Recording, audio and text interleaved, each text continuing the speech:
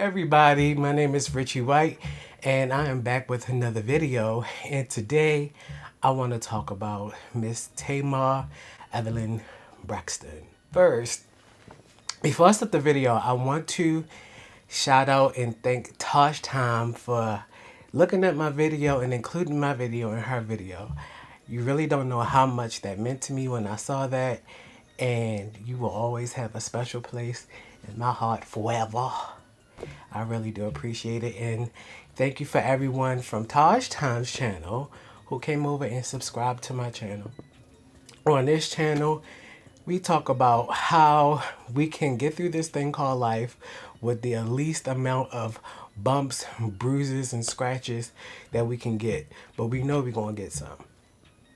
So today I want to talk about Tamar because I was watching a video that Nick at Night had, and she was saying that Tamar apologized to everybody. She apologized to her sisters. She apologized to the girls at the Real, which I was shocked about. And she apologized to Iyanla Vanzant for acting out. And I was like so happy for her. First of all, Tamar has a special place in my heart because I love Toni Braxton and they're from Maryland. I'm from Baltimore. So, and I always support people from my town. But I just love Tamar, period. She's a Pisces. I'm a Pisces. It's just one of those things where I really love Tamar. But the thing that kind of got me was when I was looking at Nick at Night comments, everybody was just like hating, like, Tamar always doing this. She always apologizing and she go back to her old ways. She's always being mean. She's nasty. I don't like Tamar. She need to fix her attitude. and I was just like, jeez, like, really, y'all? And I posted on Nick at Night's video, like, if people need room to grow, at least the least thing that we can do is give it to them.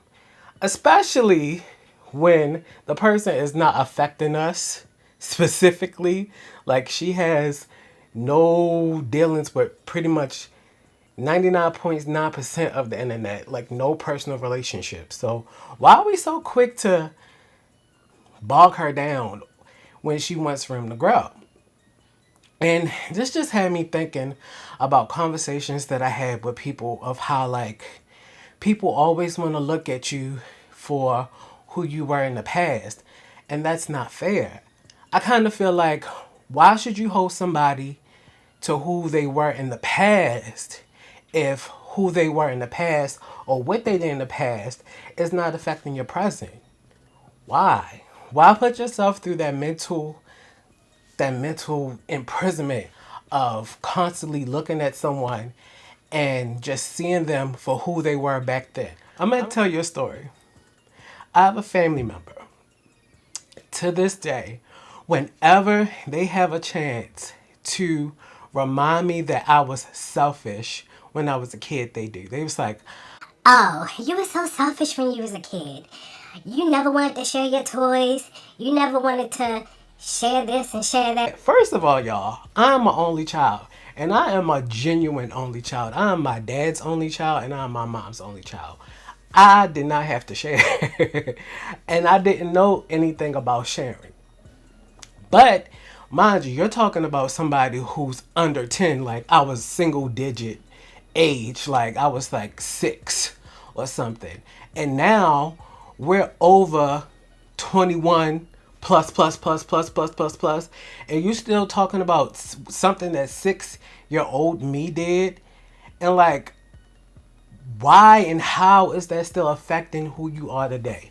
Why and how is that affecting the relationship that we can build? And for me, I'm automatically on the defense because you're still talking about stuff that has nothing to do with what's going on with me today. If you was to ask anybody about me today, the last thing they could say about me is that I'm selfish. That is the last thing that people can say about me. I've grown out of that. And you're not even looking at it in a situation where it's understanding. I'm an only child. You have siblings. You had to share. I didn't. sorry, what you want me to do about it? Ain't nothing I can do. I can't be. You can't be mad at my parents for not having more children. It's hard enough raising one. You know.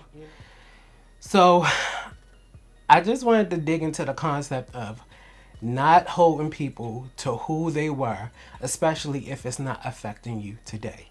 I can understand if somebody scammed you and ruined your credit and they're still messing with you today. Yeah, I'll still be pissed at that too. Or if somebody like slept with your significant other and you still with that significant other, yeah, I can see you being mad. But if it's something that is just has nothing to do with your day-to-day life, clear out your mind. Let it go. It's not worth it. It's not worth it to be mad at that person. First of all, you're holding yourself in imprisonment. You are putting yourself in a place where you're stuck and you're stifled and you're not allowing yourself to grow. And second of all, you're lowering the chances of actually rebuilding a relationship with that person because you never know that this person may be a dope person now and you're so stuck on what they did before. It's 5 o'clock. It's 5 o'clock. What they did before that you can't see them no other way. And you guys can have the best relationship now as adults. Do not hold people accountable for who they were, especially if it does not affect you today. You're too cute for that. You want to go out in this world and live your cutest, best life that you can. And when you live your best life, you don't have bags attached to you. You don't have extra weight on your back. You don't walk out with a heavy heart. Let it go. It's not that serious. It might have been back then. But now and today, especially if you're just living a nice and happy life, it's not worth it. To counter what I said before, if you forgive somebody and they keep repeating that same behavior over and over and over and over again, it doesn't even have to be over and over and over again. It can just be over and over again. You know? Snippet, cut your losses, and learn the lesson. Everything in life is about learning lessons and paying it forward. Teach your kids, look, I forgave such and such. We tried to rebond our friendship, but such and such said, hey, I still want to be a bastard. So, kids, just know, have some forgiveness in your heart, but you don't have to necessarily accept them back into your life. Or you can accept them back in your life with boundaries. So to end this video, I just hope that Tamar, finally finds the peace to truly heal herself. Because I know she's tried over and over and over again to heal and heal and heal. And she couldn't because she was still holding on to some hurt from her past. I get it. I understand it. We all are hurting from our past and we all act out on it whether we know it or not. But I hope this time around she's actually opening herself up to heal, breaking herself down to the root, exposing herself, and giving herself the space and the forgiveness to heal so she can become a better person for the rest of the world. Because in my opinion, Tamar is an amazing singer. She's one of my favorite singers. And so is Tony. I love Tony. But yeah, I hope that this time is the time for her. I really do.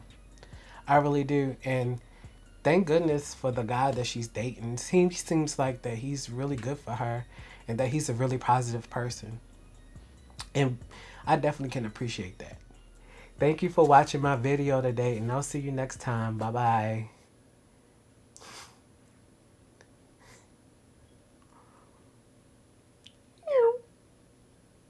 This is fun.